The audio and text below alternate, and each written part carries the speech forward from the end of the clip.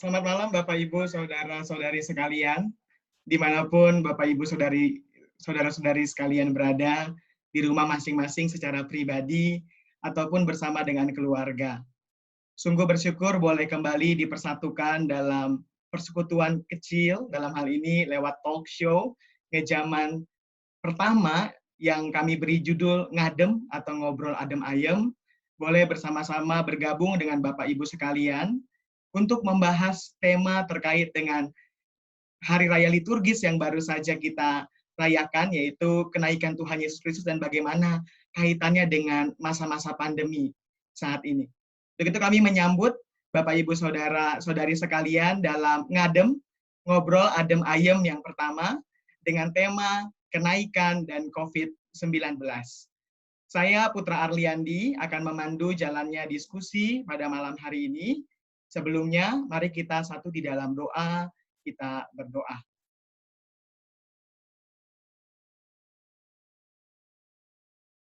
Ya Allah yang hadir dalam segala situasi kami, ini kami ya Tuhan yang Tuhan perkumpulkan lewat media online pada saat ini. Lewat diskusi kami pada malam hari ini, lewat berbagai tukar pikiran dan juga tanya jawab, kiranya kami ditolong untuk boleh menemukan apa yang menjadi kehendak-Mu di tengah-tengah masa krisis ini, ya Tuhan. Menyerahkan setiap kami ke dalam tangan-Mu, menyerahkan Pak Pendeta Kloke yang akan menjadi narasumber pada perbincangan kami pada malam hari ini, supaya akhirnya beliau juga Tuhan boleh tuntun dengan Roh-Mu yang kudus, supaya akhirnya menolong setiap kami untuk boleh merenungkan apa yang menjadi makna kenaikan anak-Mu, Yesus Kristus. Ini kami ya Tuhan, di dalam Kristus kami berdoa. Amin. Bapak Ibu Saudara, sebelum kita memulai jalannya diskusi pada malam hari ini, saya menginfokan beberapa ketentuan terkait dengan diskusi kita pada malam hari ini. Mengingat karena Zoom ini dapat memuat 100 orang dan undangan akan terus berjalan selama jalannya diskusi. Untuk itu, untuk menghindari overlap di dalam Zoom ini, akhirnya kami memutuskan untuk mute mikrofon Bapak Ibu Saudara, supaya akhirnya tidak ada overlap suara ketika jalannya diskusi. Yang hanya on video dan on audio hanyalah narasumber dan juga moderator. Untuk itu sepanjang jalannya acara, Bapak Ibu akan di-mute mikrofonnya sehingga sesi tanya jawab dilakukan di chat. Jadi Bapak Ibu nanti setelah pemaparan materi atau pemaparan diskusi selama kurang lebih 40 sampai 45 menit antara narasumber dan juga host, dalam hal ini saya, Bapak Ibu dipersilakan untuk menanggapi atau mengajukan pertanyaan melalui kolom chat yang ada di bawah, biasanya Bapak Ibu, baik yang HP ataupun laptop atau komputer, biasanya ada di bagian bawah aplikasi ini. Jadi Bapak Ibu, Saudara silakan untuk langsung mengajukan pertanyaan di situ dan nanti kita akan diskusikan bersama. Ya, Bapak Ibu Saudara, sebagaimana yang kita tahu, narasumber kita pada malam hari ini ada Pendeta Joel Edward Kloke. Beliau adalah Ketua Majelis Jemaat GPIB Margomulyo Yogyakarta. Untuk itu saya mengundang Pak Kloke untuk bersama-sama dengan kita.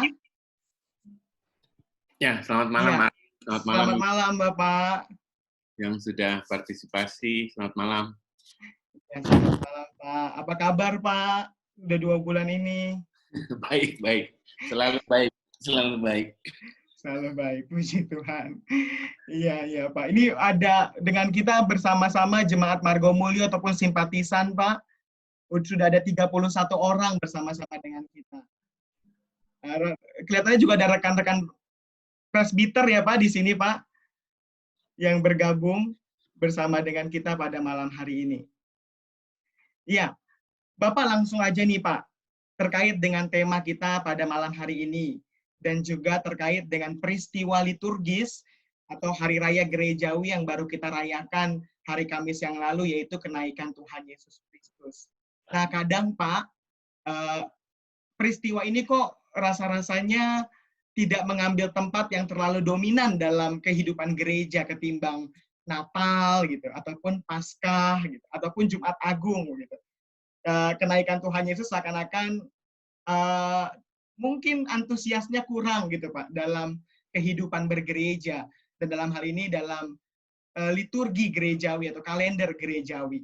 Nah, Pak, untuk itu mungkin Pak ini terjadi antusiasnya kurang karena beberapa dari kita belum paham betul apa yang sebenarnya dimaknai dalam peristiwa kenaikan Tuhan Yesus Kristus. Untuk itu Pak, pertanyaan yang pertama yang boleh kita diskusikan adalah apa sesungguhnya makna peristiwa kenaikan Yesus dalam kalender gerejawi dan kenapa ini penting untuk dirayakan.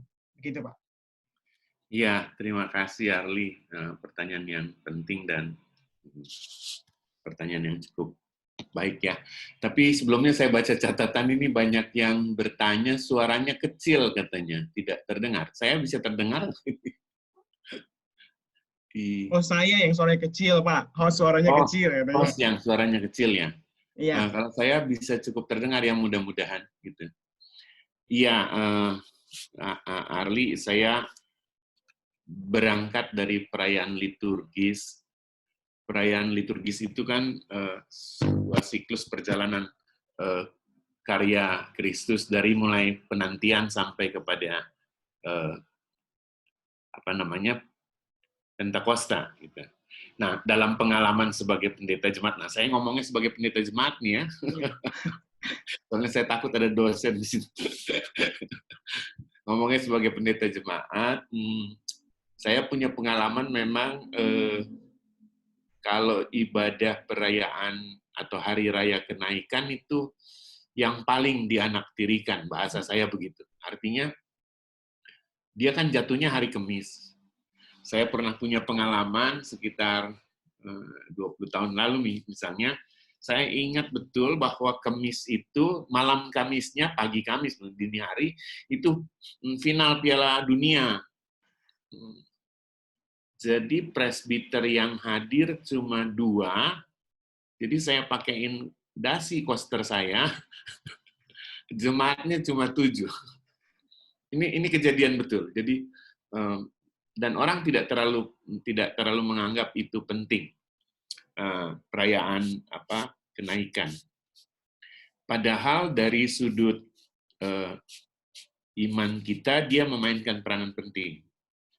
Yang pertama, kenaikan menjadi sebuah penanda bahwa dikatakan dalam kisah Injil, Yesus yang bangkit itu menyatakan diri selama 40 hari kepada murid-muridnya. Dan setelah itu dia diangkat katanya. Menurut kisahnya Lukas ya, ada 2 versi nih.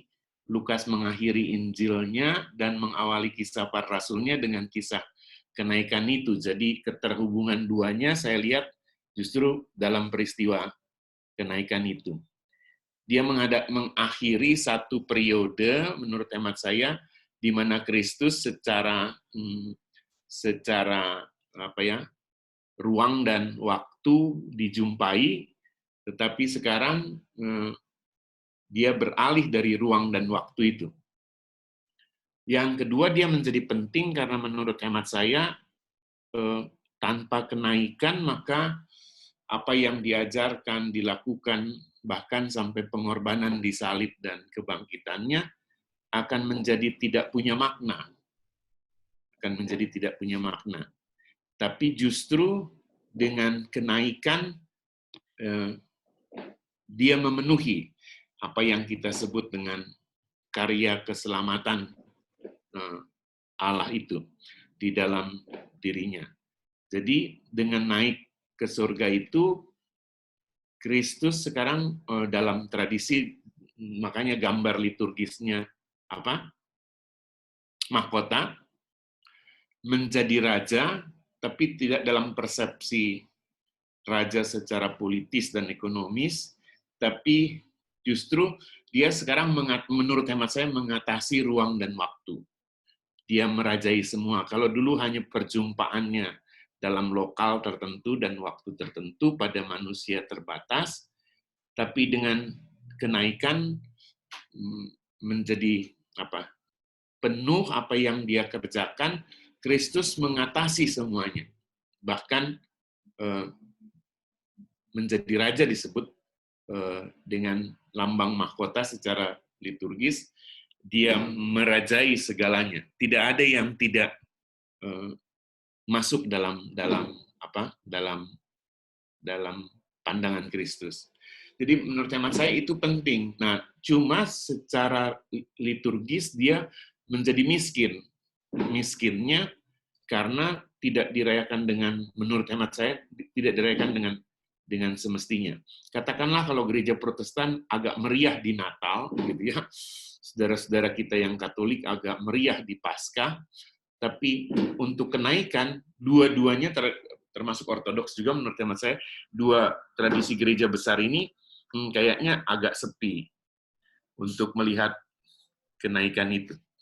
Nah, jadi kepentingannya menurut saya dia menjadi sebuah penanda bahwa ada masa di mana Kristus yang ada di dalam waktu dan tempat tertentu sekarang beralih mengatasi waktu dan tempat. Gitu. Dan itu sebabnya ia dimahkotai atau dinobatkan menjadi Tuhan dan Raja, ya. Tuhan di atas segala Tuhan dan Raja di atas segala Raja menurut Paulus dalam surat Timotius. Itu mengapa saya menganggap dia menjadi penting, sebab dengan itu juga seluruh karyanya menjadi penuh, gitu ya. Kalau dia cuma, istilah saya, kalau dia cuma bangkit lalu gentayangan terus kan repot juga kita, gitu. Tapi Kristus yang kita kenal adalah Kristus yang mengatasi semuanya dan meraja, gitu ya. Ya, saya pikir itu kepentingannya. Nah, bagaimana itu bisa dirayakan dengan baik? Seringkali dia terlupakan. Pengalaman saya mengatakan, khususnya kita di gereja Protestan, kenaikan itu menjadi semacam anak tiri dalam semua perayaan gerejawi, perayaan liturgis, gitu. Ya. Iya, betul Pak.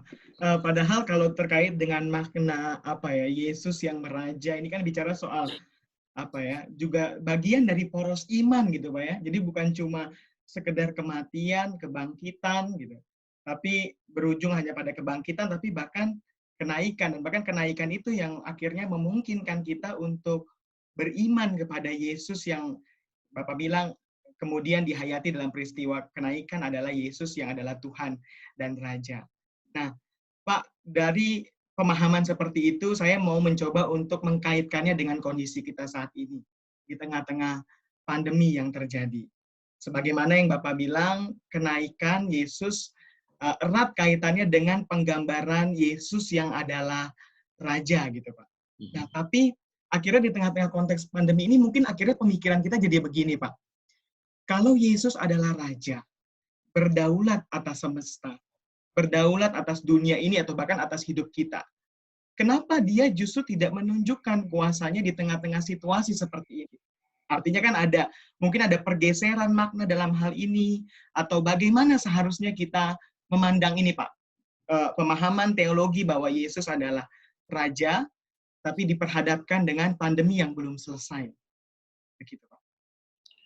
Ya, yang pertama menurut hemat saya, sebagaimana juga dikisahkan oleh Injil, Yesus sendiri mengingatkan para muridnya bahwa konsep tentang raja itu, atau saya pakai bahasa yang sekarang, konsep tentang raja itu bukanlah konsep politis, dan menurut hemat saya bukan politis, juga bukan ekonomis. Dia bukan CEO yang ngatur semuanya dan bisa menjalani semuanya, juga bukan raja dalam pengertian kekuasaan politis yang bisa dipermainkan, bisa menyuruh ini dan itu dan segala macam. Konsep itu menurut saya harus dijauhkan, gitu ya.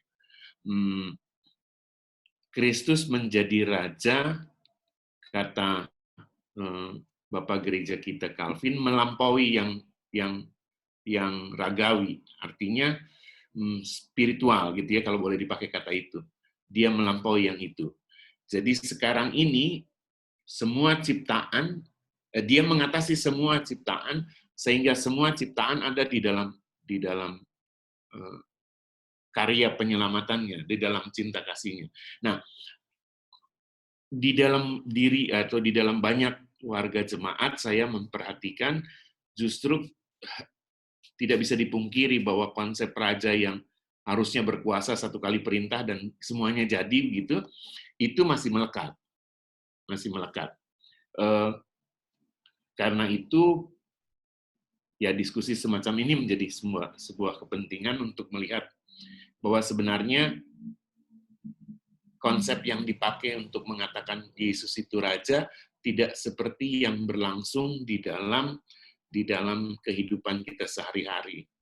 Sebenarnya peristiwa masuknya Yesus ke Yerusalem atau kita sebut dengan Minggu Palma itu kan telah menunjukkan bahwa dia disambut sebagai raja, semua atribut kerajaan. Namun atribut itu menunjukkan kerajaan yang sebaliknya, gitu ya. Misalnya simbol keledai, lalu disambut dengan orang memaparkan kain, jubah-jubah dan daun-daunan gitu. Tapi sambutannya adalah sambutan raja kan, Mazmur berapa itu? Oh, sana di tempat yang maha tinggi begitu ya.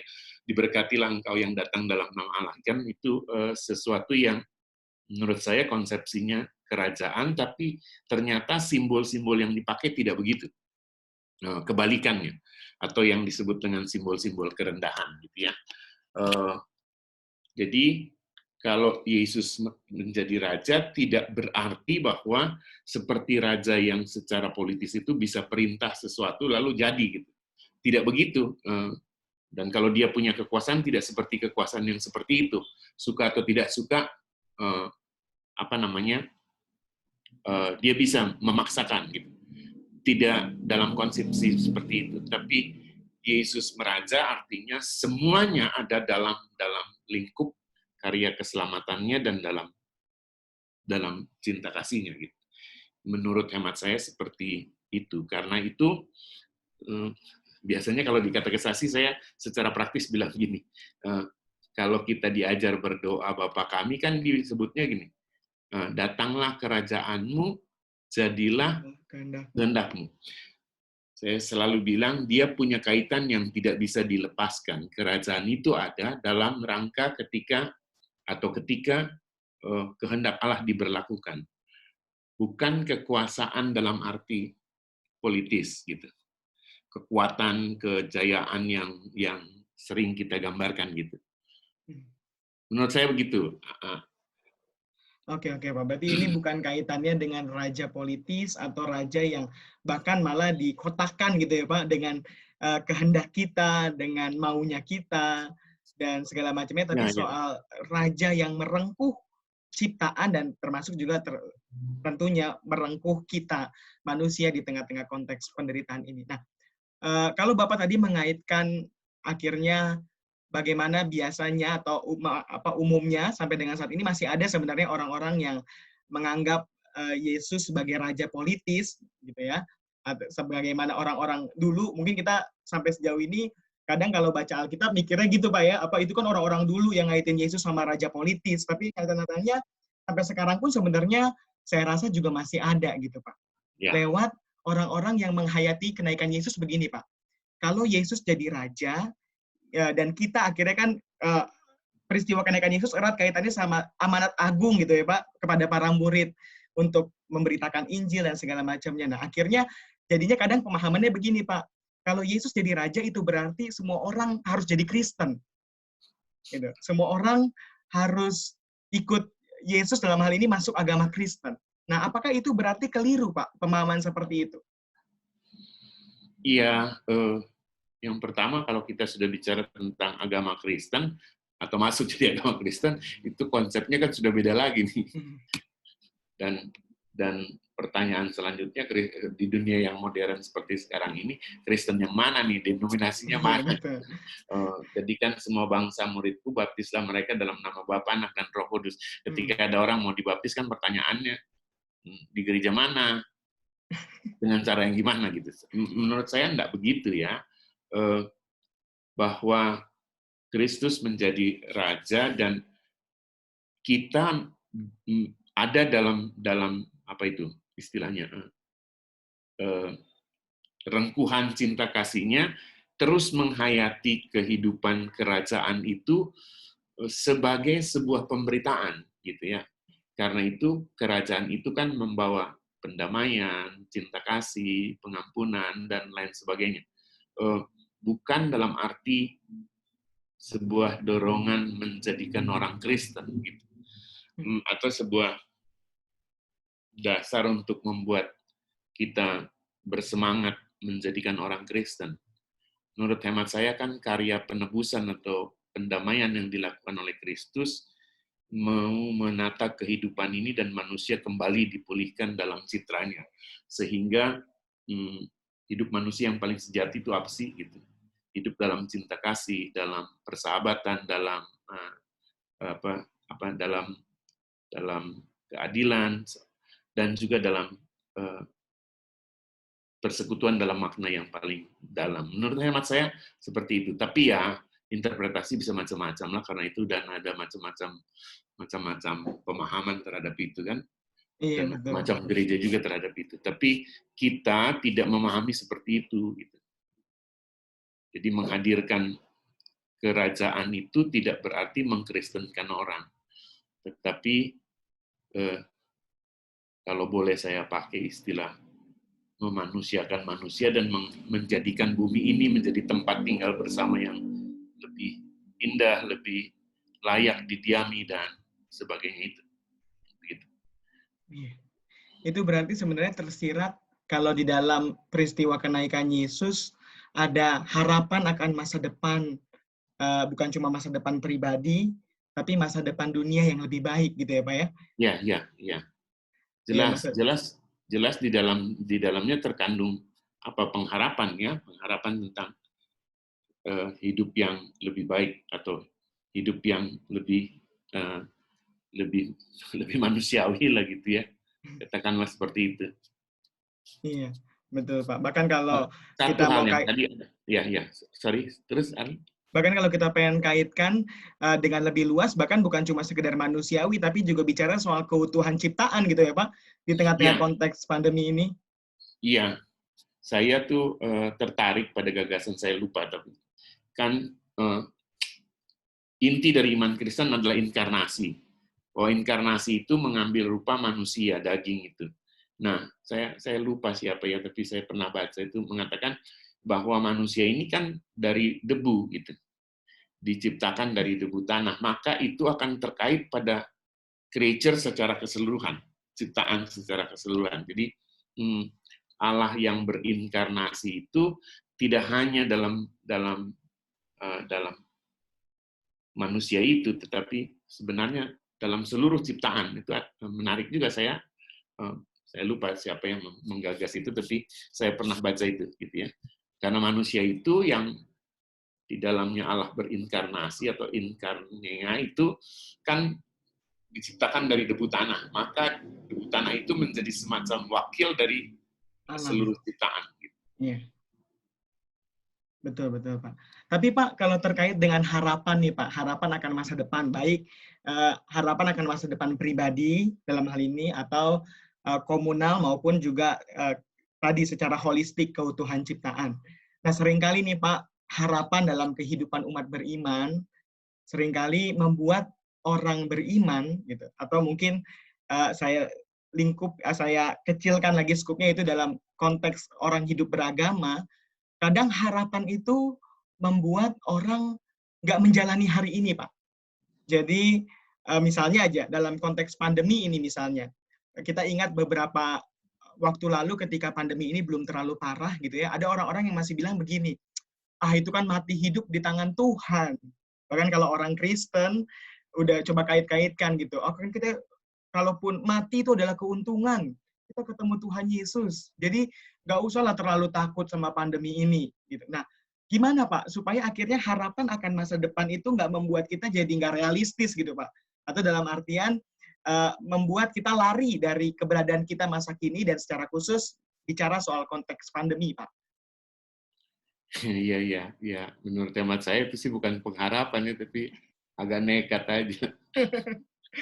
Tapi kan pengharapan kita tahu bahwa yang awal dan yang akhir adalah Allah. Karena itu apa yang hari ini menjadi tanggung jawab dan keputusan kita harus dijalani gitu. Tidak berarti kita tinggalkan dunia ini sih sebuah pelarian menurut saya, bukan pengharapan. Kalau seperti itu dia melarikan diri dari kenyataan dan realitas hari ini untuk membuang dirinya ke depan. Toh nggak bisa juga, dia tetap berhadapan dengan apa namanya realitas itu. Iya, saya pikir tidak ada orang yang tidak takut ketika tidak cemas menghadapi pandemi ini. Namun pada awalnya kan kita tidak menduga bahwa dia menjadi bagian kita di negeri ini, dan karena itu orang menganggap kalem-kalem sajalah, tenang-tenang saja gitu. Jadi bagi saya memang 20 Maret ke situ itu yang menjadi tantangan berat buat gereja-gereja di Indonesia kan, yang tiba-tiba harus ambil keputusan ini dan itu, dan banyak perdebatan, banyak silang pendapat dan lain sebagainya. Tapi kenaikan memiliki dimensi pengharapan, tapi saya mau katakan sama seperti teguran para malaikat yang bilang, mengapa engkau memandang ke langit? Jadi pengharapan sih ada bahwa Yesus yang naik ini akan datang juga ya. Tapi sekarang tugasmu adalah di sini, karena itu jangan lihat. lari. Saya punya istilah hari-hari gini, kalau kita nengok ke atas terus bisa nabrak-nabrak, kejeduk-jeduk. Jadi yang di bawah ini harus juga diperhatikan. Artinya dalam pengharapan itu kita tetap mengerjakan bagian kita di sini dan kini gitu. Tidak lalu melemparnya atau melarikan diri dari semuanya itu ke depan gitu ya, ke depan. Menurut saya begitu, Arli. Iya Pak, artinya pengharapan itu bukan semata-mata bagi dirinya sendiri gitu ya Pak, bagi masa depan itu sendiri. Tapi justru untuk menjalani realitas masa kini gitu Pak ya. Nah, tapi persoalannya nih Pak, di tengah-tengah realitas masa kini nih Pak, di 2 bulan setelah physical distancing ini, mungkin ada orang-orang yang kemudian bisa saya bilang terluka karena kondisi ini. Entah itu karena kehilangan orang terkasih, ataupun karena ada kabar-kabar tertentu dari orang terkasih, atau bukan cuma sekedar soal kehilangan, tapi soal gaji yang dipotong, soal kehilangan pekerjaan, atau lain sebagainya.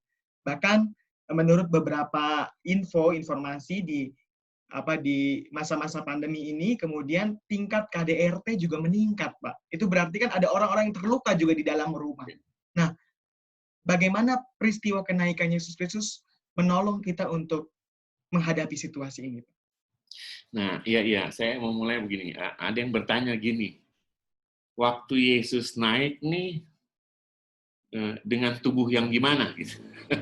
Atau juga sama dengan perdebatan teologis gitu ya, tubuh yang mana gitu ya. Saya kok tetap pada keyakinan bahwa ya seutuhnya dia naik dengan tubuh yang ada. Nah, bisa dibayangkan bahwa tubuh Yesus itu, meskipun tubuh yang bangkit itu adalah tubuh yang dengan luka juga kan. Nah, saya mau tariknya gini, saya orang praktis nih. Jadi Yesus yang naik mengatasi segalanya dengan tubuh yang terluka itu juga sebenarnya menjadi kekuatan dan penghiburan kita melewati penderitaan, saat-saat berat dan segalanya itu.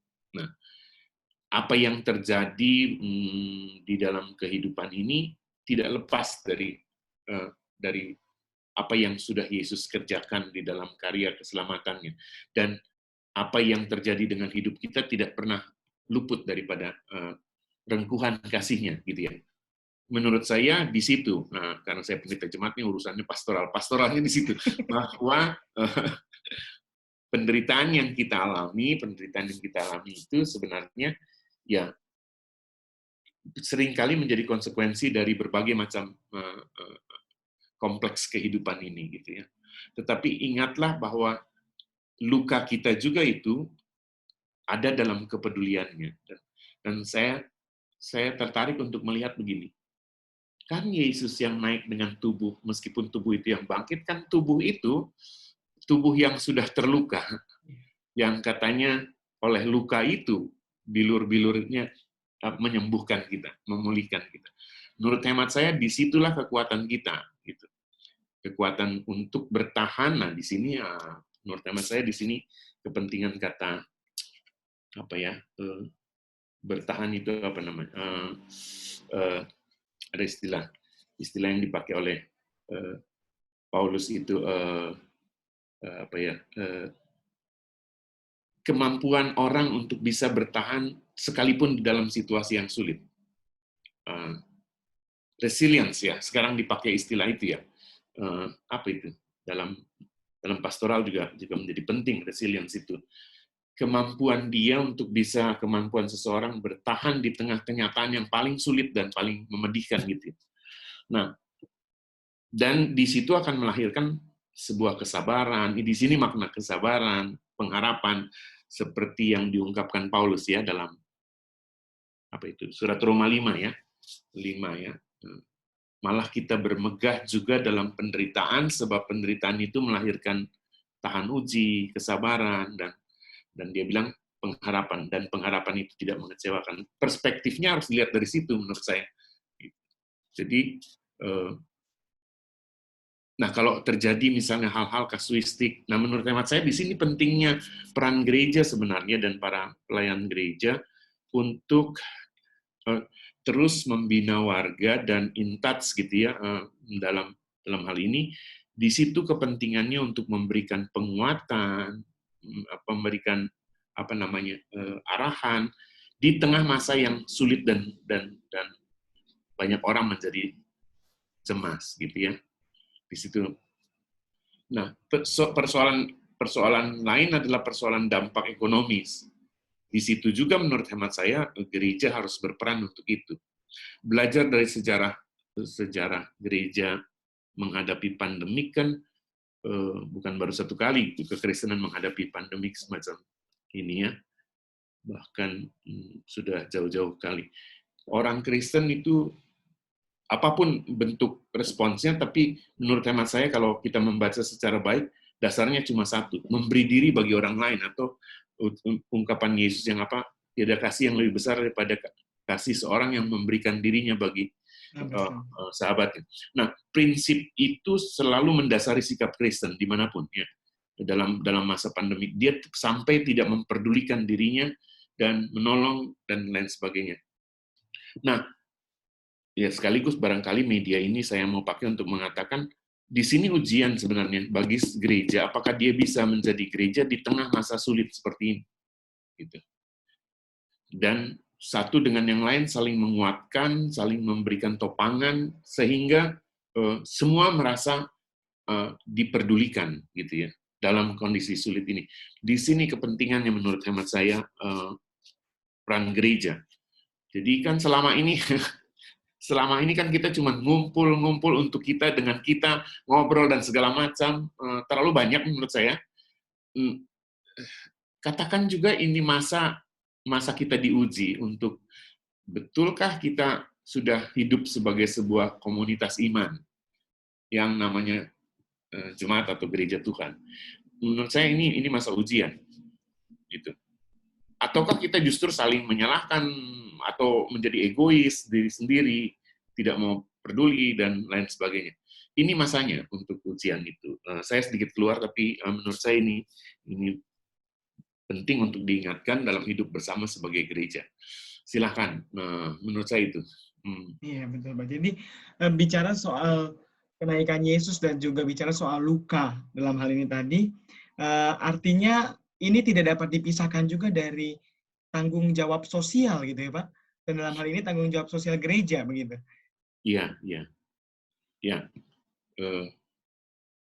Di sini pentingnya, itu yang saya bilang, di sini pentingnya kehadiran gereja itu. Karena di tengah kecemasan, ketakutan, luka, gereja harus berdiri membangun jembatan pengharapan, pendamaian, pemulihan, dan lain sebagainya. Istilah saya merenungkan hampir tiap malam, saya renungkan apa yang Tuhan mau dengan gereja sebenarnya. Saya nggak pikir yang jauh-jauh dengan jemaat kita, gitu ya, di tengah macam-macam. Tapi saya pikir di sini kita diuji, kita mampu tidak berdiri sebagai gereja, sebagai komunitas iman yang saling peduli, saling. Dulu kalau pernah tahu, saya teringat tiba-tiba almarhum pendeta Victor Tanya, Dr. Victor Tanya, dia pernah mengatakan dalam satu seminar eklesiologi GPIB, pendeta GPIB, kita jangan terlalu menekankan soal panggilan pemutusan. Dalam pengertian dia bahwa panggilan dan pemutusan itu adalah mandat. Karena pertanyaannya siapa yang manggil, siapa yang ngutus gitu. Kebanyakan adalah lembaga gereja. Tapi dia bilang kita harus menjadi gereja yang menjadi satu persekutuan yang saling peduli dan berbagi. Istilahnya dia community of sharing and caring. Nah, saya mau menambahkan gagasan, sebenarnya dalam community of sharing and caring itu, community ini bisa menjadi community yang menyembuhkan, persekutuan yang menyembuhkan. Ketika masa pandemik ini belum ada, kan lebih banyak orang dalam komunitas tersakiti gitu ya, termasuk tersakiti oleh lembaga gitu ya, oleh lembaga gereja itu sendiri. Tapi harusnya tidak begitu. Maka menurut hemat saya ini masa ujian bagi gereja dan termasuk bagi saya sebagai pelayan-pelayan jemaat. Ujiannya adalah bisa nggak kita mewujudkan diri sebagai gereja di tengah kenyataan yang sulit macam ini, menjadi tanda harapan, menjadi tanda cinta kasih, menjadi tanda pemulihan dan kesembuhan itu. Saya pikir itu. Nah, Iya, betul-betul, Pak. mungkin baru renung-renung sih. Tapi bagaimana mendorongnya? Karena banyak orang berpikir bergereja itu cuma aktivitas seperti yang sudah selama ini dilakukan. Ini kan sebenarnya sebuah disruption, ya, sebuah gangguan hebat yang kemudian akan melahirkan sekarang istilahnya apa? The new normal. Iya, begitu. Bapak, saya sudah menawarkan ini di kolom chat untuk Bapak Ibu Saudara, para partisipan untuk menanyakan, mengajukan pertanyaan ataupun tanggapan, tapi rasanya belum ada yang bertanya. Oh, ada. Satu yang bertanya, tapi mungkin karena ini 30 orang, Pak, apakah kita boleh untuk lebih cair, lebih lebih hangat, yaitu melalui tanya jawab langsung gitu, Pak? Terserah, saya kan hostnya yang Oh, berkuasa. boleh. Kalau gitu boleh, karena ini cuma 30 orang. Untuk itu Hostnya saya yang berkuasa, persilakan. saya mana-mana aja. Sudah ada berapa pertanyaan tuh ya? Iya, untuk itu saya setelah ini mempersilakan untuk Bapak Ibu Saudara yang mau mengajukan pertanyaan boleh, kalau gitu karena cuma 30 orang boleh raise hand. Jadi di bawah situ ada pilihan raise hand Bapak Ibu atau angkat tangan gitu. Nah, jadi buat Bapak Ibu Saudara yang mau bertanya boleh diklik raise hand, nanti saya akan unmute dan KJJ yang jadi co-host saya akan menolong saya untuk meng-unmute yang angkat tangan dan juga on cam untuk akhirnya kita semua boleh lihat begitu ya yang tanya siapa. Iya, pertanyaan pertama Pak dari Pak Daniel Lumentut. Ini mungkin saya bacakan dulu ya Pak. Kalau misalnya nanti ada tanggapan atau respon Pak Daniel Lumentut boleh untuk mengangkat tangan. Pertanyaannya begini Pak, hari kenaikan dikaitkan dengan pelayanan perjamuan kudus. Nah, mungkin juga terkait dengan apa yang kita lakukan, Margo Mulia lakukan hari Kamis kemarin. Secara teologis relevansinya apa, Pak? Mohon penjelasannya. Gitu, Pak. Ya, selamat malam Pak Daniel. Pak Pendeta Daniel itu, kalau tidak salah. Tadi saya bilang, Kristus naik itu bukan berarti Kristus tidak ada ya. Dengan itu sekaligus dia ada tapi dalam realitas Roh Kudus, dalam kehadiran. Jadi Kristus yang naik itu sekarang atau gini. Kristus yang kita kenali itu sekarang tidak dibatasi oleh tempat dan waktu. Karena itu dia bisa ada di mana-mana. Nah, kalau saya mau tarik implikasi praktisnya begini nih. Karena itu pemahaman kita terhadap perjamuan kudus kan kehadiran Kristus yang spiritual itu. Kita tidak, karena itu Calvin tidak setuju dengan Luther bahwa Kristus ada di dalam dan melalui roti itu, atau Katolik yang mengatakan bahwa setelah doa konsekrasi dia berubah menjadi darah dan daging Kristus. Tapi kita mengalami kehadiran itu. Menurut hemat saya di situ kepentingannya dan relevansinya, bahwa kita menghayati kehadirannya secara rohani itu dalam lambang atau simbol roti dan anggur itu. Nah, di situ kepentingannya.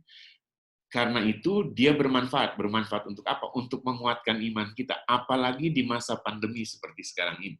Menurut saya itu kekuatan yang luar biasa. Tapi ada hal yang kedua, ini saya mau bicara sedikit menyimpang, yaitu soal ibadah. Karena Kristus yang sekarang ini menguasai dan meraja, berada di segala waktu dan tempat, melampaui waktu dan tempat, maka saya mau menguatkan juga teman-teman jemaat bahwa ibadah ibu bapak di rumah itu juga tidak berarti bahwa ibu tidak ada Kristus di situ, tapi Kristus dalam kuasa Roh Kudusnya atau dalam Roh itu dia hadir di situ. Gitu. Jadi karena ini harus dipersiapkan juga, satu waktu mungkin kita harus beribadahnya memang di rumah gitu ya. Nah, ketika tadi kemarin siapa ya, dengan percakapan saya dengar selintas percakapan dengan Pak Stefanus ya kemarin ya, kan ketika kita bilang kita ke gereja seolah-olah Kristusnya hanya dilokalisir di gereja itu gitu. Di tempat lain tidak ada, tapi kenaikan mau menunjukkan dia mengatasi ruang dan waktu. Sekarang dia hadir di mana-mana. Kehadiran yang spiritual itu, atau dalam bahasanya, dalam bahasa Trinitas, kehadiran dari oknum yang ketiga dari Trinitas itu, itulah yang kita hayati menurut hemat saya karyanya dalam lambang roti dan anggur itu. Jadi sebenarnya dalam setiap peristiwa ya, kalau Calvin katakan setiap minggu harus dirayakan, saya lebih suka mengatakan dalam setiap perayaan gitu. Jauh lebih baik supaya karya keselamatan itu menjadi terhayati kembali. Misalnya dalam perayaan liturgis dilakukan perjamuan semacam itu. Kalau tiap minggu barangkali orang jadi bosan dan maknanya bisa jadi hilang karena manusia juga ya. Tapi dalam perayaan-perayaan liturgis kalau bisa dia dirayakan, dia akan mengingatkan dan katanya manfaatnya besar untuk menguatkan bahwa keselamatan yang menjadi bagian kita itu betul-betul dihayati dalam peristiwa itu. Iya. Mungkin ini hal yang baru gitu ya Pak dalam lingkup GPIB ya, karena saya juga baru pertama kali ketemu dengan perjamuan kudus di kenaikan gitu Pak. Biasanya kan kita mengenal perjamuan kudus biasa di Jumat Agung, walaupun ada berbagai diskusi yang kemudian mengoreksi juga ketika menempatkan di Jumat Agung gitu Pak ya. Tapi ini satu hal yang baru dan pemaknaan baru yang kiranya menolong kita di masa krisis. Apakah ada lagi Bapak Ibu Saudara yang ingin bertanya? Boleh jika ingin bertanya langsung, boleh raise hand dan kemudian saya akan meng-unmute mikrofon dan juga video Bapak Ibu, atau kalau mikrofon saya juga tidak apa-apa. Ada yang ingin bertanya? Oke, kalau gitu sambil menunggu Bapak Ibu yang mungkin mau bertanya langsung, ada pertanyaan ini Pak dari kolom chat. Sebentar saya agak tertutup. Dari Vivo 1606. Boleh minum ya. Iya, boleh Pak, Dari Vivo 1606. Ini semoga saya nggak jadi promosi gitu Pak. Boleh nanti disebut ya Pak, Bu, ini siapa gitu pengguna Vivo 1606 supaya kita saling kenal di sini juga. Pertanyaannya begini Pak, gereja ini mungkin beliau mencoba untuk mengkaitkan isu-isu yang akhir-akhir ini didengar sebagai gereja. Gereja GPB Margomulyo sempat heboh menjadi salah satu klaster COVID di Jogja. Nah, untuk itu kalau tadi Bapak menyinggung soal upaya memulihkan internal jemaat, nah pertanyaannya akhirnya bagaimana dalam hal ini memulihkan situasi ini keluar gitu, ke eksternal. Bagaimana cara gereja memulihkan luka ini? Ya, ini ada dua aspek yang saya mau katakan begini. Penentuan klaster itu kan urusannya Satgas COVID. Nah, namun kan kita juga perlu tahu gitu. Kita juga perlu tahu. Karena itu ketika Satgas menentukan atau dimunculkan di berita bahwa kita menjadi salah satu klaster, kami melayangkan surat klarifikasi. Klarifikasinya begini. Yang pertama bahwa kita secara umum kan memegang, dan itu menjadi pernyataan resmi dipegangi siapapun, bahwa masa inkubasi virus 14 hari. Sementara kami baru melakukan Katakanlah karena ada salah seorang yang terkonfirmasi positif dan dia hadir di persiapan tanggal 17 Maret gitu, sehingga untuk amannya semua yang ikut di 17 Maret itu dilakukan rapid. Nah, sementara rapid itu masih berjalan gitu. Masih berjalan. Artinya begini, ada dua hal. Hal pertama, apa yang menjadi kriteria penentuan klaster. Yang kedua, kami mau minta klarifikasi sebab ini kan rapidnya masih berjalan gitu. Dan belum ada hasil final gitu. Maka kami minta klarifikasi. Tapi untuk mengatakan pada diri di luar dengan apalagi sekarang di zaman sosial media yang begitu cepat, kami nggak mau buang tenaga untuk mengatakan tidak. Tapi yang paling penting adalah internal kita berusaha bersama-sama untuk mendukung apa yang dilakukan oleh pemerintah. Maka dilakukan rapid terhadap semua yang ikut persiapan di tanggal 17 itu. Bahkan bukan hanya itu, dengan keluarga, bahkan dengan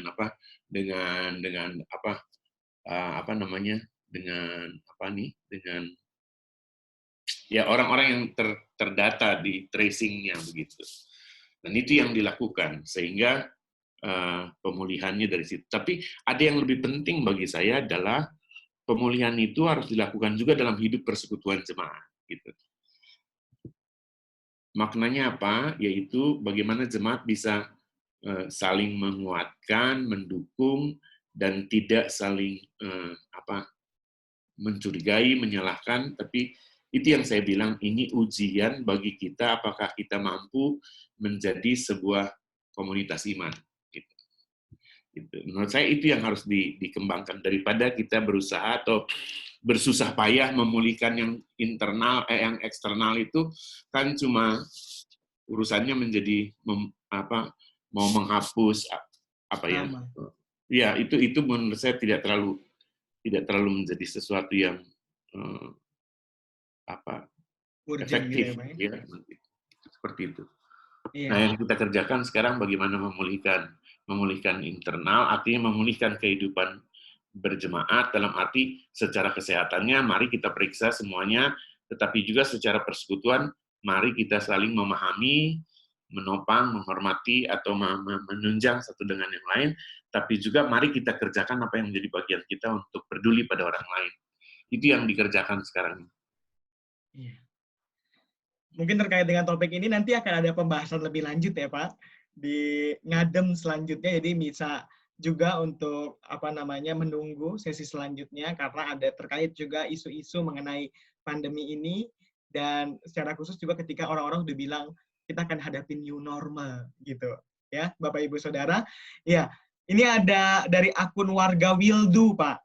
Ini juga saya tidak tahu siapa namanya tepatnya. Mungkin ini mewakilkan seluruh warga wilayah 2. Beliau mencoba untuk menanggapi permasalahan perjamuan kudus yang tadi disinggung, Pak. Beliau mencoba untuk mengembalikan kalau perjamuan kudus itu kan ditentukan oleh lembaga gereja pelaksanaannya di Jumat Agung atau di mana. Untuk itu bagi beliau bukan hal yang esensial penempatannya ada di mana gitu, karena ini bicara soal kebijakan gereja dan kebijakan GPIB yang menurut beliau sangat bergantung pada kesepakatan atau keputusan dari atas atau dari sinode. Tapi pada esensinya ini nggak soal, karena Yesus pun katanya Pak tidak merayakan perjamuan di Jumat Agung, tapi malah sebelum Jumat Agung, yaitu pada Kamis Putih gitu Pak. Jadi bicara soal sejarah liturgi ini kita pakainya. Iya, sebenarnya gini. Jadi keputusan gerejawinya kan kita merayakan perjamuan 4 kali setahun. Kami waktu itu karena situasi yang ada menunda. Jadi kalau Ibu Bapak masih perhatikan, khususnya warga jemaat nih ya, masih perhatikan, kami mengeluarkan surat mengatakan menunda sampai situasinya bisa. Karena begini, pada waktu itu keputusannya memang agak rumit dan sulit, tapi Ibu Bapak tahu bahwa tradisi perjamuan di Jumat Agung itu bagi banyak warga jemaat, khususnya saya mau katakan bagi orang-orang Indonesia Timur, itu sangat melekat, gitu, gitu. Dan itu biasanya duduk di seputaran meja, gitu ya, meja salib. Itu tradisinya kayak gitu, gitu. Nah, ketika itu kan kita sudah berada pada social dan physical distancing, ibadah saja kita sudah tidak bisa. Maka kalau kalau Ibu Bapak masih ingat, pengumuman kami lewat arahan pastoral waktu itu akan menunda, termasuk CD, karena biasanya perjamuan Jumat Agung itu akan dikaitkan dengan CD baru, yang baru di CD hari Minggu Palmarumnya ikut ambil bagian di situ. Jadi kami tunda. Namun setelah membaca perkiraan-perkiraan gitu yang dilakukan apa segala macam, nampaknya ini tidak akan mungkin selesai cepat. Sementara dari sudut 4 kali perjamuan itu kan kita mesti punya utang 1 nih, yang di Jumat Agung gitu. Nah, kami bergumul dan saya sebagai pendeta jemaat bersama pendeta Romi juga, kita lalu menggumuli dan memutuskan, ayo kita rayakan saja daripada terlalu lama gitu. Dan dirayakan. Dicarilah hari raya yang paling dekat itu adalah kenaikan. Dan dalam makna yang tadi saya mau katakan bahwa kehadiran yang tak terbatas itu menjadi nampak. Jadi bukan berarti bahwa lalu kalau di Alkitab nggak ada, lalu kita bilang juga nggak ada. Kita berada dalam bingkai tradisi dan keputusan gereja. Jadi bukan dalam rangka kita mau melanggar itu, tidak. Tapi kami punya hutang 1 perjamuan gitu, yang dinanti-nanti oleh warga jemaat waktu itu karena kita bilang kita tunda karena situasinya tidak memungkinkan.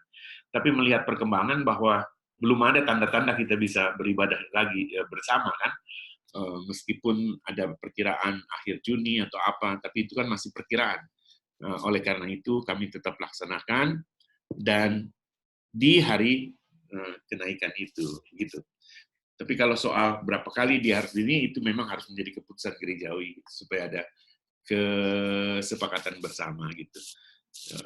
Jadi perjamuan kudus yang dilakukan Margo Mulyo bisa dibilang sebagai tindakan pastoral gitu ya, Pak? Ya, karena memang ada beberapa orang juga yang sangat sangat ritus gitu, Pak, sangat tersentuh ketika merayakan ritus-ritus tertentu termasuk dalamnya sakramen perjamuan. Ya, teman-teman bisa bayangkan ya, Ibu Bapak kan kita mulai dari Minggu Palmarum itu Jumat Agung, Paskah tidak bisa bersama-sama. Dan banyak orang, jangankan itu, rindu untuk beribadah bersama aja itu sudah menjadi sesuatu yang sudah nyesekin hati gitu, nyesekin dada gitu. Aduh, kapan sih bisa begitu? Kapan sih bisa gitu? Maka ini sebuah langkah yang kami ambil untuk juga memberikan kekuatan, memberikan penghiburan bagi warga jemaat. Ini bukan soal kami mau merubah waktu perjamuan, tetap 4 kali karena kami masih berutang 1 kali. Iya. Dari hitung-hitungannya gitu. Iya, kami tetap menunggu secara khusus saya untuk ada penanya yang mau menanyakan langsung pertanyaannya supaya bisa say hi juga bersama dengan saya dan Pak Pendeta, supaya kami tidak berdua aja begini ngobrol, tapi ada 1-2 orang lah yang boleh gabung bersama dengan kami di sini. Tapi sambil menunggu, ini saya menyinggung pertanyaan Ibu Anne MBC, Pak. Terkait dengan tadi mungkin, kenaikan Yesus itu bicara soal Yesus yang meraja dan bagaimana akhirnya raja itu kemudian datang kedua kalinya nanti, kelak. Nah, Ibu Anne mencoba untuk mengaitkan hal tersebut dengan pendapat yang mengatakan bahwa wabah adalah tanda peringatan Tuhan akan kerajaannya yang sudah dekat. Apakah ini relevan, apakah ini tepat secara teologis ketika kita bilang wabah ini adalah peringatan akan akhir zaman atau hari Tuhan gitu? Ya, yang pertama saya mau katakan begini, hilangkan dulu pikiran bahwa ini wabah ini lalu dikait-kaitkan semua dengan yang kita sebut dengan Tuhan. Ada yang mengatakan ini hukuman Tuhan, ada yang katakan ini peringatan dari Tuhan, segala macam. Tapi yang saya mau bilang begini, Ibu Bapak, alam ini kan terus menciptakan atau membaharui dirinya tanpa hentinya, gitu ya, tanpa hentinya. Kalau saya sih mau katakan, biarlah kita diam dulu untuk menyaksikan dan merenungkan bahwa ini proses alam, sekalipun itu menyakitkan. Ada yang terimbas dengan itu, ada yang terpapar dan segala macam. Tidak sedikit orang yang mengatakan begini, sekarang kalau lihat langit kan cerah, gitu. Sekarang orang, khususnya orang-orang di Jakarta di sana ya, belum pernah katanya melihat langit secerah itu. Ada proses alam yang kita tidak bisa katakan apapun juga, dan selalu ada semacam misteri yang kita hanya bisa untuk diam dan menyaksikan dan merenungkannya. Nah, tentu saja dalam kerangka itu kita ada yang menjadi korban, ada yang kita bersedih dengan itu. Nah, di sini kepentingan kenaikan itu mau mengatakan begini, ingatlah bahwa Kristus yang kita sembah sebagai Tuhan dan Raja itu tidak membiarkan kita sendiri. Sekalipun kita harus berada dalam rasa kehilangan karena orang yang kita cintai mati, luka yang tidak kunjung sembuh, atau ada yang tersendiri dalam ruang-ruang isolasi. Ada teman pendeta saya 1,5 bulan ini belum keluar-keluar, masih isolasi, coba bayangkan. Betapa hati ini bergolak dan segala macam. Tetapi saya percaya bahwa toh Allah yang baik itu akan menunjukkan sesuatu yang baik dari semua proses ini. Jadi lihatnya harus dalam kerangka yang lebih besar, dan saya ingat betul lah minggu-minggu pertama ketika mulai ini, bahkan ada yang khotbah katakan jangan takut dengan corona, lebih takut oleh Kristus. Lalu ada yang bilang kita anak-anak Tuhan tidak akan bisa kena corona, atau dan lain sebagainya. Nah, sebenarnya alam sendiri sedang menjawab persoalan-persoalan itu. Sekarang tidak ada lagi yang bisa terbantahkan, kan, bahwa yang bilang bahwa dia tidak bisa kena karena dia anak Tuhan, toh kena juga, gitu ya. Yang bilang bahwa kalau kita beriman dan kita ini sama Tuhan, kita tidak akan, toh kena juga. Atau implikasinya apa berarti yang kena itu juga tidak dikasihani Tuhan? Menurut saya cinta kasih Tuhan melingkupi semua dan mengatasi semua, dan karena itu harus dilepas dulu melihat pandemi ini dari sesuatu yang selalu kita bilang ini hukuman Tuhan dan segala macam. Kadang-kadang kita juga tidak berpikir konsisten. Kan kita bilang dengan Kristus selesai masa marahnya Tuhan ya. Tuhan yang marah berubah menjadi Tuhan yang maha murah. Tapi kadang-kadang dalam kehidupan praktis kita pakai juga Tuhan yang marah itu untuk orang lain ya. Untuk kitanya enggak. Gitu. Gitu. Ini yang menurut saya tidak. Masa tulah kutukan dan segala macam itu bagi saya selesai karena inilah masa anugerah. Kalau dihubungkan dengan ini tanda akhir zaman, sebenarnya memang sudah akhir zaman kan. Kayak gitu tidak tahu kapan, ini kan akhir zaman. Karena kan wabah bukan baru hari ini gitu. Kalau kita menoleh sejarah sudah dari abad keberapa, abad kedua, ke-11 lalu yang paling hebat juga yang disebut Black Death itu di mana itu Perancis ya, dan lain sebagainya. Yang sampai bukan hanya bulan tapi 6 tahun ya. Dan ada gelombang keduanya, lalu pes ya, wabah pes dan lain sebagainya.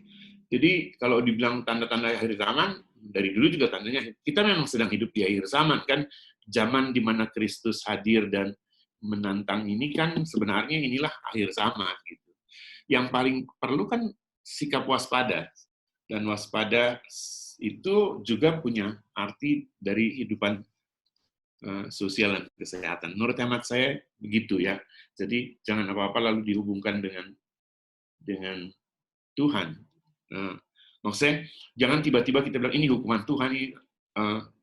Tapi ada proses alam yang kita percaya sedang berlangsung, dan karena itu kita tidak mengerti untuk apa, tapi kita harus merenung dan menyaksikannya dengan teduh dan diam, dan juga untuk melihat pasti ada yang baik sedang diproses ke depan gitu. ya banyak pendapat sih, tapi saya masih berprinsip di situ gitu. Saya berpegang di situ dalam pemahaman yang seperti itu.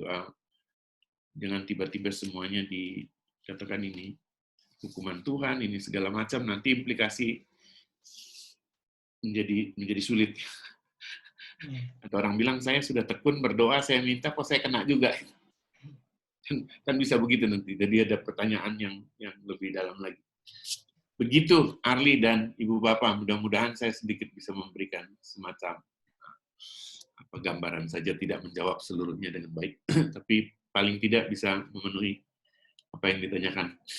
Iya, justru malah karena Yesus itu, Kristus itu kemudian merengkuh kita dan merengkuh semesta dalam peristiwa kenaikannya, akhirnya seharusnya malah sosok Allah tidak lagi ditempatkan di luar diri dan kehidupan kita ya Pak, yang sekedar cuma beri berkat, beri kutuk, beri berkat, beri kutuk gitu ya. Tapi justru hadir dalam penderitaan kita sekalipun. Allah yang turut menderita gitu Pak, kalau istilahnya. Ada pertanyaan? Ada pertanyaan lagi. Tadi saya melihat Ibu Deni Rumengan sempat memencet tombol angkat tangan di Zoom, tapi kemudian diturunkan kembali. Apakah Ibu bermaksud untuk bertanya atau bagaimana? Kalau boleh, kalau memang iya, boleh sekali lagi angkat tangan, atau boleh juga bilang kalau misalnya ada Bapak Ibu yang kesulitan terkait dengan tombol angkat tangan itu ada di mana, bisa juga di chat ya, Bapak Ibu bilang saya pengen tanya langsung, nanti saya juga coba untuk membuka mic dan juga mic atau video Bapak Ibu gitu. Ini ada pertanyaan Pak dari warga Wildu kembali. Tapi ini kaitannya secara lebih praktis, yaitu soal gereja di tengah-tengah situasi seperti ini. Bagaimana gereja, bahkan beliau mencoba mengkaitkannya dengan majelis jemaat, maaf. Bagaimana gereja, khususnya majelis jemaat, menjaga komunikasi dengan warga jemaat di situasi seperti ini, Pak. Di mana kita sulit untuk bertemu langsung dan bertatap muka untuk saling menguatkan satu dengan yang lain. Ini mungkin kaitannya dengan pemulihan tadi, Pak. Nah, pertanyaannya baik. Ini yang saya tiap-tiap kali lewat koordinasi dengan Korsek dan segala macam, saya selalu katakan, kita bersyukur bahwa di masa pandemik ini kita sudah punya media sosial yang luar biasa. Sudah punya kemajuan teknologi yang luar biasa. Bisa dibayangkan nggak kalau ini terjadi misalnya 30 tahun lalu? Kita benar-benar terisolasi. Ya kan? Kita benar-benar terisolasi. Oleh karena itu, saya mau katakan justru cuma satu. Nah, saya kan tidak bisa ini, tapi justru ada presbiter di sektor, di wilayah, ibu bapak harus tetap ada dalam relasi. Bahasa kerennya gini, keep in touch gitu. Entah itu cuma selamat pagi, entah itu seminggu sekali mendoakan. Artinya, warga jemaat yang saat ini tidak bisa berjumpa secara fisik dan kehilangan kesempatan persekutuan bersama secara fisik, pasti punya kerinduan. Tapi yang saya mau katakan juga, Ibu Bapak, bahwa di tengah masa seperti pandemik sekarang ini, tingkat kecemasan dan ketakutan itu tinggi. Tingkat kecemasan dan ketakutan itu tinggi. Karena itu sentuhan yang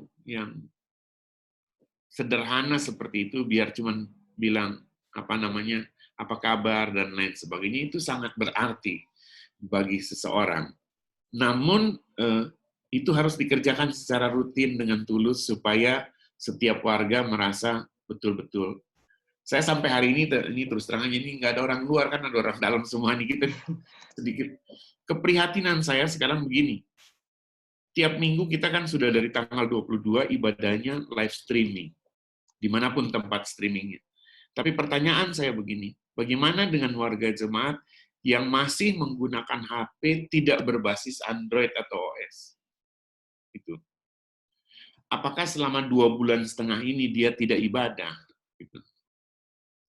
Nah, ini menjadi. Nah, implikasinya begini, kalau kita bilang Kristus yang naik itu meraja dan merangkum semuanya, maka dia akan bertanya gini, kok saya tidak merasa itu?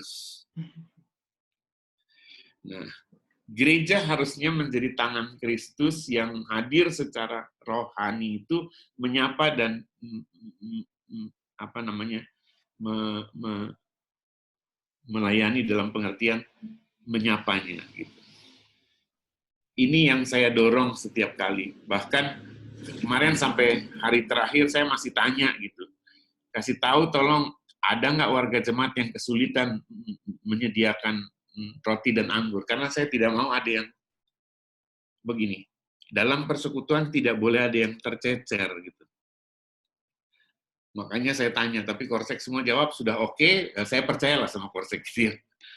Nah, tapi kemudian hari pikiran lebih lanjut saya adalah bagaimana dengan ibadah-ibadah, sebab kita tahu ada warga jemaat yang cukup jauh sampai di Kulon Progo sana, wilayah 1 itu cukup jauh ya. Pertanyaan saya, kalau mereka tidak HP-nya tidak berbasis Android atau OS, mereka ikut ibadah gitu. Nah, apakah kita menyentuh mereka juga? Jadi pertanyaannya bagus sekali. Saya bilang justru kita bersyukur kita punya HP seperti sekarang ini. Coba 30 tahun kalau 30 tahun lalu pandemi ini ada, kita betul-betul terkurung dan nggak punya alat komunikasi. Dulu 20 tahun lalu masih ada pager ya, pager gitu. Tapi toh itu tidak. Nah, sekarang ada secara berkala lah 215 kalau istilah GPIB, 215 atau 210-nya jalan, tapi bukan jalan secara fisik, tapi jalan pakai ini gitu. Pakai alat komunikasi yang ada supaya jemaat merasa diperhatikan, dan perhatian kita itu menjadi dia merasa bahwa Tuhan hadir bersama dia. Walaupun itu mungkin sulit dan harus adaptasi lagi ya Pak dengan teknologi, tapi ternyata saya tertarik Pak ketika akhirnya tindakan merengkuh atau menyapa warga jemaat sebenarnya dilandasi dengan sebuah pemahaman teologis bahwa Allah menyapa mereka gitu ya Pak. Dalam peristiwa kenaikan ini berarti Kristus yang merengkuh alam semesta dan termasuk merengkuh jemaat secara keseluruhan seharusnya juga diupayakan oleh gereja. Yeah. Begitu. Iya, kemudian ada yang tanya lagi nih Pak. Iya, tetap kami merindukan nih ada yang tanya langsung. Tapi mungkin ini pertanyaan terakhir Pak, karena kita mau 1,5 jam ini jalannya diskusi ini. Untuk itu pertanyaannya begini Pak, untuk menolong warga jemaat yang tidak bisa terhubung dengan internet, apakah memungkinkan untuk didata oleh majelis jemaat dan majelis jemaat mencetak liturgi dan khotbah pendeta yang dicetak dan mereka bisa beribadah dengan menggunakan cetakan tersebut. Tetapi mungkin perlu dipikirkan lagu-lagu yang dibuat atau liturgi ibadah lebih singkat atau lebih mudah dikenal, lebih akrab dikenal. Begitu Pak. Ini dalam rangka tadi upaya gereja terlibat dalam Allah atau Kristus yang merengkuh seluruh umat. Ya, yang tadi saya katakan begini, masa pandemik ini ujian bagi gereja, mampukah dia hadir sebagai gereja Tuhan? Dan kalau kita pakai pemahaman tradisionalnya GPIB, gereja ini kan tubuh Kristus. Tubuh itu harus bisa merasakan, kalau tangan sakit semuanya merasakan. Gitu. Tapi ketika kita bicara tentang gereja, kan pertanyaannya adalah siapa itu gereja? Orangnya pasti. Nah, dalam hal ini kalau kita mau pakai cara berpikir yang institusional, kelembagaan, maka presbiter itulah yang harus menjadi tangan, kaki, pikiran, menyentuh warga jemaat. Gitu.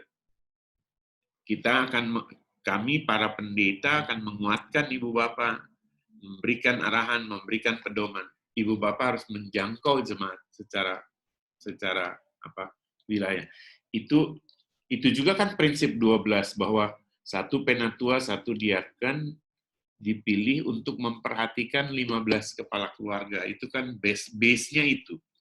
Nah, kalau itu bisa berjalan dengan sederhana saja, misalnya seminggu sekali bertanya apa kabar om, tante, bapak, ibu, gitu ya.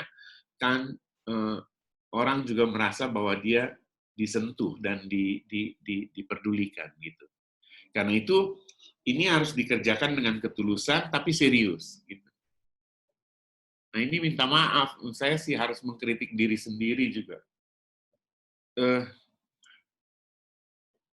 gereja Protestan, saya mau kasih pengalaman saja nih.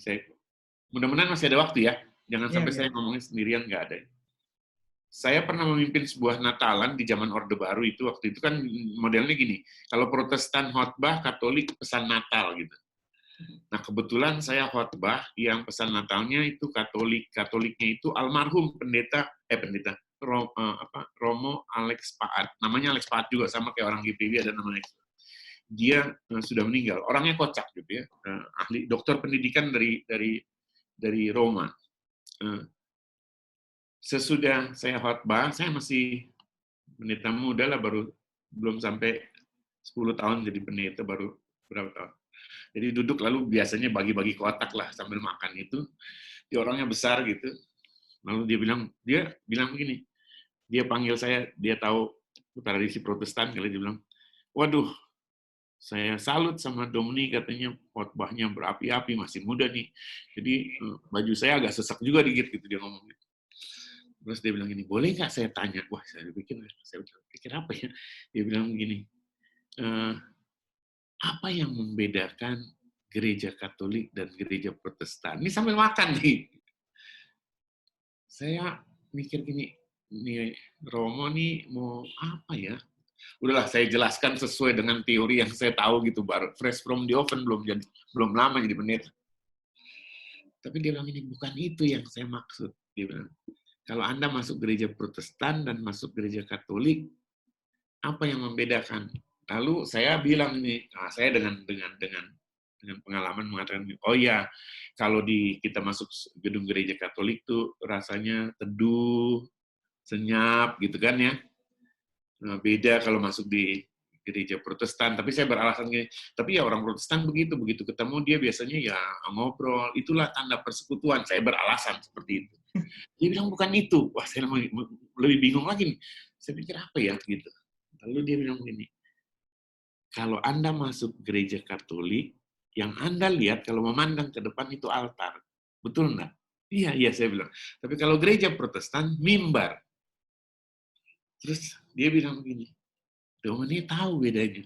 Udah, dia pikir dia mau uji saya kali ini. Oh, saya ngomong gitu. Altar itu tempat begini, persembahan korban, dan lain sebagainya. Dia bilang, iya, betul. Oleh karena itu, karena altar itu akta pengorbanan, kami ini lebih suka berkorban hidupnya. Tapi kalau mimbar itu adalah tempat omong-omong, orang Protestan banyak omongnya. Saya minta maaf, dia bilang. Saya mau injek dia punya kaki, tapi sepatunya gede, mungkin nomor 43. Saya mau bilang begini sama ibu bapak, terlalu sering kita ngobrol. Dan ngobrolnya itu omong kosong semuanya. Artinya, minta maaf nih, saya agak ini. Selama masa non-pandemi kan kita ngumpul ngobrol, dimanapun ngumpul ngobrol, sampai di parkiran kita ngumpul ngobrol sekarang. Pertanyaan saya begini, sekarang apa yang kita obrol? Cukup kita ngobrol, sekarang waktunya kita menunjukkan kasih itu lewat kepedulian, lewat perhatian, karena itu yang saya mau bilang begini, karena kita keseringan ngobrol, sehingga orang nggak bisa bedakan nih antara si penatua dan dia kan lagi ngomong ngobrol, apalagi lagi menggembalakan orang. Ini juga harus hati-hati ya, teman-teman. Jadi, bentuknya sederhana. Misalnya, seminggu sekali ibu bapak bisa telepon, bisa menyapa warga jemaat, sangat luar biasa. Gitu. Sangat luar biasa. Dan itu sangat menyentuh. Kami sangat terbatas, kami nggak punya jangkauan sampai di sana. Itu saja menurut hemat saya sudah sangat berarti. Hanya menanyakan apa kabar, sehat-sehat semua gitu ya, seperti itu. Itu sudah bentuk sapaan yang luar biasa gitu. Dan itu sangat berarti. Menurut hemat saya itu yang bisa kita lakukan. Kita bersyukur ada alat teknologi yang maju. Saya nggak ngebayangin kalau 30 tahun yang lalu pandemi ini berlangsung. Nggak bisa apa-apa, benar-benar terisolasi. Itu berarti ini waktunya juga untuk akhirnya pelayanan, tindakan kasih itu juga bukan bertumpu hanya pada majelis jemaat ya Pak dalam hal ini, tapi antar warga jemaat, itu justru jadi tantangan bagi kita supaya akhirnya tugas melaksanakan tindakan pelayanan atau kasih yang seringkali kita bebankan gitu ya Ya. ke majelis jemaat, sekarang adalah tugas kita bersama. Ya, Gitu, Pak. tambahan saya, dalam proses pembangunan jemaat kan, majelis jemaat punya tugas membangun jemaat, sehingga pada waktunya jemaat itu bisa saling membangun dirinya, gitu. Itu kan, saling bersama-sama menopang dan membangun dirinya. Menurut hemat saya itu harus dikerjakan dengan sederhana saja. Dan ini sekali lagi saya mau bilang, masa Pagebluk ini adalah ujian buat kita. Ujian buat kesetiaan kita sebagai pelayan, ujian buat warga jemaat untuk mewujudkan diri sebagai gereja. Apakah kita memang betul-betul jadi gereja atau sekedar kumpulan arisan keluarga atau kumpulan sosial lainnya. Ini tantangan, ujian besar. Iya, saya mencoba menyinggung pendapatnya Niko terakhir ini, Pak, Niko Sarapang, terkait dengan akhirnya dia berefleksi kemudian apakah melalui COVID ini akhirnya media bagi Tuhan untuk mengingatkan kita agar kita benar-benar melayani atau menjangkau orang yang benar-benar membutuhkan di luar sana, bukan cuma melayani atau terlibat dalam gereja saja. Mungkin kalau saya coba tanggapi dari penjelasan dan obrolan kita yang panjang ini, mungkin ini bisa dianggap salah satu refleksi gitu Pak ya, tapi nggak bisa juga dibilang pemahaman tunggal atau satu-satunya yang kemudian bisa mengorbankan kondisi-kondisi yang lain. Misalnya kalau kita bicara soal, oh ini berkat bagi saya karena saya bisa di keluarga, saya bisa menghabiskan waktu untuk kerjain banyak hal, tapi secara nggak langsung kita malah melupakan bahwa ini bukan berkat bagi mereka yang terdampak gitu Pak ya. Ya. Nah, ada papanya Pandu. Iya betul, papanya Pandu. Oke, Bapak terakhir Pak menutup diskusi kita pada malam hari ini, ngobrol-ngobrol kita pada malam hari ini. Bapak boleh memberikan sedikit closing statement yang mewakili penjelasan kita di sepanjang diskusi ini, dan kemudian boleh menutupnya dalam doa supaya setiap kita jemaat boleh dikuatkan karena udah lama nggak dengar sapaan, gitu ya Pak. Sapaan pelayan-pelayan Tuhan gitu. Udah nggak lama juga mungkin nggak saling ketemu walaupun cuma tatap muka saat ini. Nanti mungkin setelah ini kita bisa foto juga kali Pak ya. Ya itu bergantung host yang berkuasa. Iya. Ya, satu yang saya mau katakan, Ibu Bapak dan teman-teman sekalian, ketika kita merayakan kenaikan Kristus, ingatlah kita punya Tuhan yang mengatasi semuanya. Dan tidak bisa dibatasi hanya pada lokal, pada waktu, pada peristiwa, pada kenyataan-kenyataan hari-hari yang tertentu. Tapi dia mengatasi semuanya. Tapi sekaligus dengan itu mengatakan bahwa kita punya Tuhan yang hadir dimanapun. Kalau dulu kan terbatas, dia hadirnya cuma di Galilea, jumpanya dengan murid-murid itu saja. Tapi sekarang kita punya Tuhan yang hadir dimanapun. Di ruang-ruang yang paling tersembunyi, bahkan di ruang isolasi. Dan bahkan di dalam hati yang sepi, dia bisa hadir di situ. Sebab kehadirannya sekarang tidak lagi dalam bentuk yang seperti tubuhnya yang lalu, tapi kehadiran itu yang dikatakan sebagai kehadiran dalam bentuk rohani ya, atau spiritual gitu. Dia hadir dimanapun. Yang kedua, kita tidak bisa dengan cepat berkata bahwa COVID-19 ini hukuman Tuhan, atau ini peringatan Tuhan, atau ini apapun. Ini bagian dari sebuah proses alam. Tugas kita bersama menjaga kehidupan yang dimenangkan oleh Kristus dan dimuliakan, gitu ya.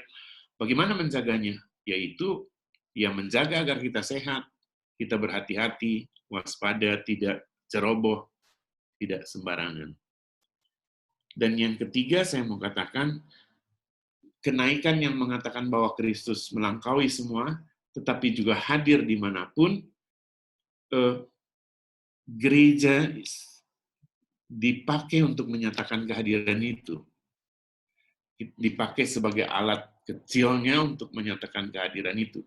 Karena itu, saya mau bilang, gereja juga harus menjadi alat memberi harapan, membangun kekuatan, tapi juga menyembuhkan. Menyembuhkan tidak hanya berarti secara fisik ya, gitu. Kalau secara fisik itu urusan dokter. Tapi seperti saya katakan dalam renungan kemarin, kan penulis surat Yakobus, kita panjang ya membaca surat Yakobus dalam SBU ya. Dalam Fatsal 5 kan dia katakan begini, doa orang benar itu bisa bila dinaikkan dengan iman kan menyembuhkan ya. Tapi sebelumnya dia katakan karena itu saling mengampunilah, mengaku dosalah kamu, saling mengampuni. Menyembuhkan bisa berarti adalah pulihnya relasi-relasi, dan itu arti yang paling baik. Menurut hemat saya, disinilah waktunya ujian bagaimana relasi-relasi kita dibangun sebagai komunitas iman. Gitu. Jangan sampai di tengah masa pandemik ini orang lebih sakit daripada terpapar COVID-19. Kalau dia terpapar COVID-19, oke, kita tahu kemana harus dibawa. Tapi kalau dia sakit di dalam komunitas ini, karena bukan COVID, tapi orang menggunjingkannya, orang menyendirikannya, orang memberikan stigma-stigma dan lain, ini akan lebih sakit bagi dia. Karena itu saya berusaha keras untuk kita bersama-sama membangun persekutuan ini sebagai komunitas yang bisa dipakai Tuhan untuk menyatakan kasih dan pemulihannya. Itu yang bisa saya sampaikan.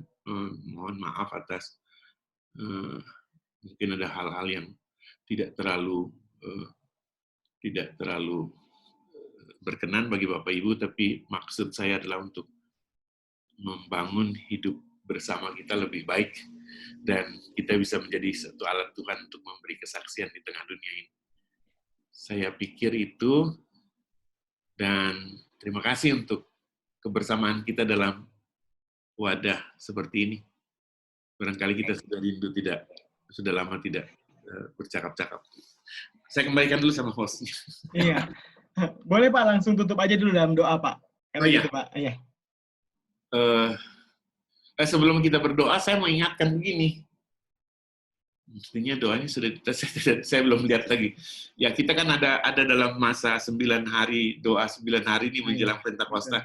Ya, jangan lupa Ibu Bapak dilihat, dan itu tidak sekedar kita ucapkan, tapi sebenarnya doa-doa yang kami susun juga adalah sebuah pergumulan bagaimana kami bertumbuh menjadi dalam kebajikan-kebajikan Kristen itu atau dalam kepribadian Kristiani. Jadi tolong Ibu Bapak juga perhatikan itu. Mari kita berdoa. Bapa, dalam nama Tuhan Yesus, kami bersyukur untuk media semacam ini, sehingga kami dapat bercakap-cakap, bahkan kami bisa melihat seorang dengan yang lain. Kami tahu bahwa percakapan ini tidak selalu memberikan kepenuhan atau kepuasan bagi kami, tapi dengan percakapan seperti ini, kami berharap bahwa Tuhan memakainya untuk wawasan, cara pandang kami bisa diperluas. Malam telah menjadi bagian kami mohon Tuhan sertai kami, seluruh warga jemaat di seluruh wilayah. Bahkan Tuhan menyertai mereka yang ada dalam kesendirian, dalam isolasi, di rumah, dimanapun, bahkan di rumah sakit. Kami percaya Tuhan hadir bersama mereka dengan cinta kasih-Mu, dengan kekuatan dan penghiburan-Mu. Tuhan jagai kami, jagai kota kami, jagai negeri kami, dan jauhkan kami dari malapetaka, bahkan dari hal-hal yang mencelakakan banyak orang. Tuhan tolong agar pemerintah lewat satuan tugasnya dapat bekerja sungguh-sungguh agar penyebaran COVID-19 ini boleh dibatasi dan diakhiri. Kami doakan saudara-saudara kami yang malam ini akan merayakan kemenangan mereka dan besok memasuki hari kemenangan. Tuhan menolong mereka agar mereka dapat menahan diri sehingga mereka tidak mencurahkan kemenangan itu dengan cara-cara yang bisa membahayakan hidup bersama. Terima kasih untuk kesetiaan Tuhan juga bersama mereka. Kami mohon ampun untuk segala kekurangan, kegagalan, salah dan dosa yang kami perbuat sepanjang hari ini. Lalu persiapkan kami untuk bersama-sama dalam perkenanan Tuhan besok ambil bagian dalam ibadah hari Minggu. Tuhan bersama kami melewati malam ini, berikan kami waktu istirahat bagi tubuh kami yang telah letih, dan jiwa pikiran kami yang membutuhkan penyediaan. penyegarannya. Kami berdoa untuk Arli juga yang telah memandu acara ini dan untuk semua yang terlibat. Berkati kami sekalian. Dalam nama Tuhan Yesus kami berdoa. Amin. Amin. Terima kasih Pak Pendeta, terima kasih Bapak Ibu Saudara sekalian yang sudah bergabung. Saya akan membuka Bapak Ibu Saudara supaya akhirnya bisa sendiri untuk on kamera dan juga on mic. Setelah itu kita boleh foto bersama dulu, tapi Bapak Ibu sebelum kita say hi sama lain. Iya. Jadi Bapak Ibu saya sudah meng-on-kan di sini. Bapak Ibu bisa on masing-masing video dan juga suaranya. Supaya kita foto bersama. Teman-teman Inforkom di masing-masing tempat. Teman-teman Inforkom di masing-masing tempat boleh bantu saya untuk screenshot atau foto. Ini ada 2 layer kalau di tempat saya. Iya, mari Bapak Ibu bersiap. Mana pendeta Daniel? Ada pendeta hukum. Ya, Bapak Ibu tolong tahan 10 detik ya, karena memang agak sedikit pending. Jadi gayanya ditahan 10 detik gitu. Baru nanti selesai, karena agak pending dia untuk fotonya. Mari Bapak Ibu, 1, 2, 3.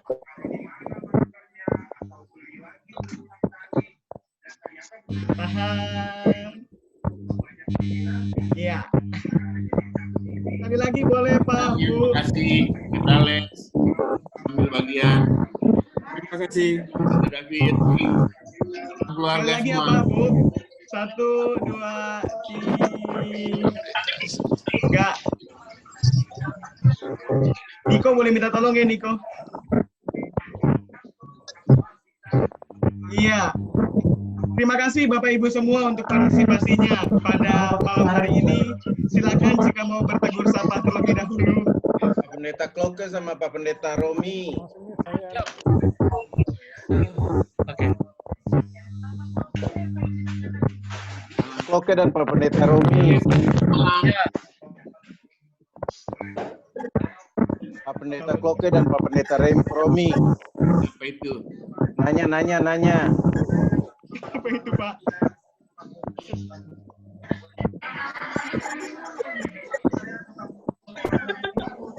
Nanya Pak Kloke. Siap, kenapa? Warga Wildu, silakan.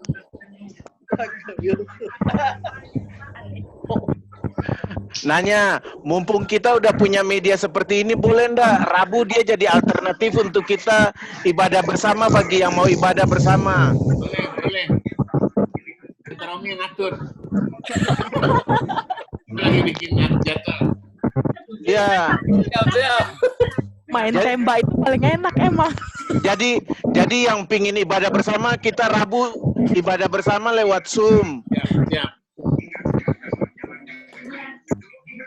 Main tembak memang paling seru sih. Kita Romi Rabu sama-sama katanya. Oh iya, Pak. Ya, baik. Ibadah gabungan. Sama Pendeta Ella. Ini yang paling jago dan nembak-nembak nih. Pendeta Daniel Lumentut juga bisa ikut kok kalau mau.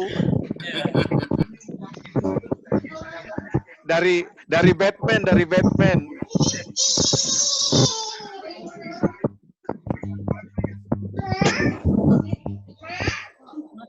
Ini sangging pada kangen Kloke. nggak mau ada yang mati.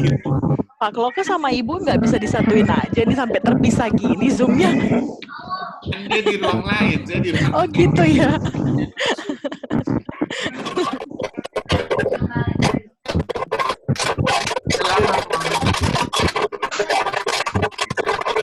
Jadi nggak ada yang mau live nih. Ibu di rumah, Pak Pendeta Kloke di pastori.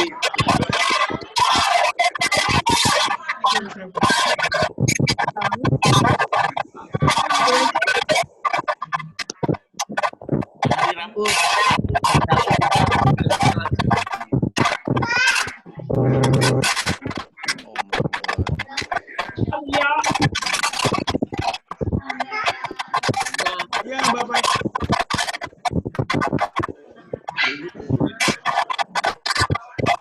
Bapak Ibu, terima kasih sekali lagi untuk kebersamaannya malam hari ini. Tuhan memberkati kita semua. Memberkati Pak Pendeta Kloke.